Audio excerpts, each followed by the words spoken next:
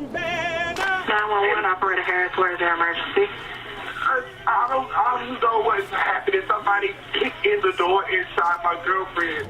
In the army, we got to fight. And you said someone's breaking into it right now? No, it's all open. It's under construction. And he's running right now. There he goes right now. Okay, what is he doing? He's running down the street. We need justice. The reason why you see so many black people and brown people so emotional when they see these stories of these police excessive use of force and these police shootings, because they all know without a shadow of a doubt, but by the grace of God, that could be my child. No question. I think about my own children every time you have one of these incidents happen. At 51 years old, attorney Ben Crump continues to climb to international fame, taking on major wrongful death and civil rights cases in the U.S. He first gained national attention following the death of 17-year-old Trayvon Martin in 2012. Then Michael Brown in 2014 and Botham Jean in 2018. Don't let them divide us. Their deaths fueled the Black Lives Matter movement. I can't breathe! This year, the fatal shootings of Ahmaud Arbery, Breonna Taylor, and George Floyd took center stage and inspired months of civil unrest. Jacob Blake's shooting sparked demonstrations in Kenosha. Attorney Ben Crump took on their civil cases as well. When you think about George Floyd, who had Officer Derek Chauvin's knee on his neck for 8 minutes and 46 seconds, saying, "I can't breathe," 28 times, saying, "I can't feel my insides. I can't feel my legs. Tell my mama I love her. Tell my children I love them. I'm dying now. They killing me." I mean, he's literally narrating his murder by the police who gave him no respect, no professionalism, no humanity. Can you give me your defense on Jacob Blake's case? Sure. It's the simplest defense ever. Why is it when black people have a video that shows the police doing something inappropriate, immoral, or illegal, they say, "Oh, well, you got to put it in context. We got to see what happened first before the video started rolling. We got to look at the bigger picture." But when black people are accused of doing something inappropriate, unethical, or illegal, they say, "Oh, just look at the video." The police are alleging that there was a 911 call about sexual assault, that also Mr. Blake resisted officers when they arrived to the house. They also claim he had a knife on him, and when they shot him, it was for self-defense. All I can say is look at the video. Look at the video.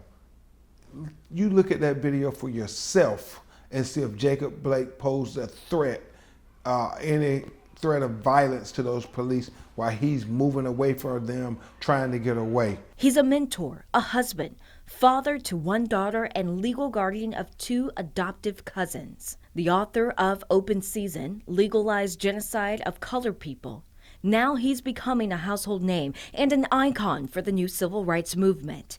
Born and raised in the small town of Lumberton, North Carolina, he's the oldest of 9 siblings. He received his undergraduate and law degrees from Florida State University. I became a lawyer because I wanted to be like my personal hero, Thurgood Marshall. And I can't let it be just about making money. I gotta keep trying to engage people, educate people, and empower people to try to make this world a better place for all of our children. In the courtroom, he's considered a passionate persuader.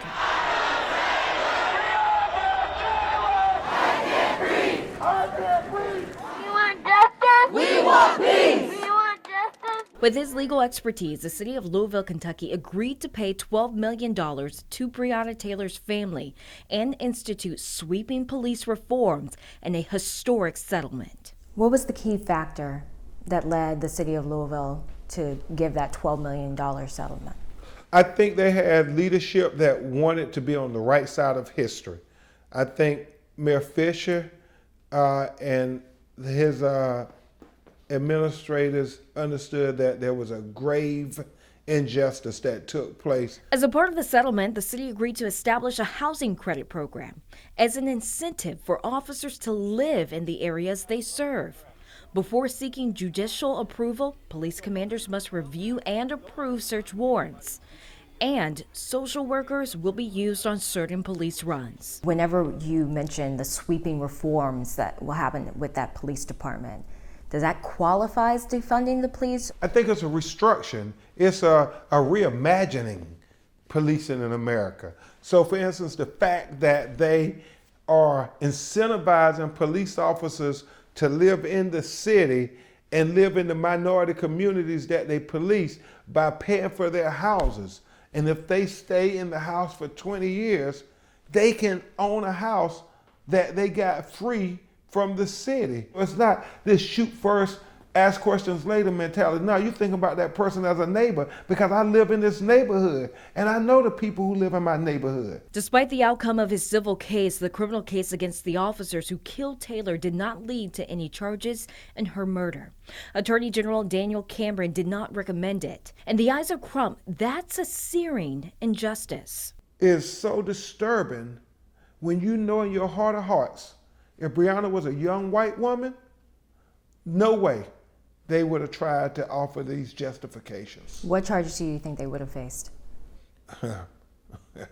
Probably the maximum, because they value white life far more than they value black life in America. And some people argue that's not true. They can argue. Some people also argue there's no systematic racism. Just because they try to justify something, just because they try to say it's legal, that don't make it right. From wrongful deaths to the Flint water crisis and reinvestigating the death of Tupac Shakur, Crump has a history of taking on and winning major cases. Sometimes they think, you didn't win any of these criminal cases. They look and they see that you've gotten settlements in some of the big name cases, bringing in millions of dollars, and they think it's all about money for you. What's that response? We do quite well. In fact, we would probably make far more money if I wasn't doing civil rights cases and these high-profile police brutality cases. Hold up that blood-stained banner. As protests continue across the world demanding justice for his clients, he hopes the work he's doing will leave a lasting impact for generations to come. We got to fight, although we have to cry. We want to try to have a more just society, a more just America, where, you know, George Floyd has an opportunity to take a breath. A more just America where Breonna Taylor has an opportunity to sleep in peace. A more just America where Ahmaud Arbery has an opportunity to run free without being lynched. We're not asking for anything extraordinary. The same way you protect and serve our white brothers and sisters, we want you to protect and serve us too. We got to fight until we die. Felicia Bolton, News Nation, Tallahassee, Florida.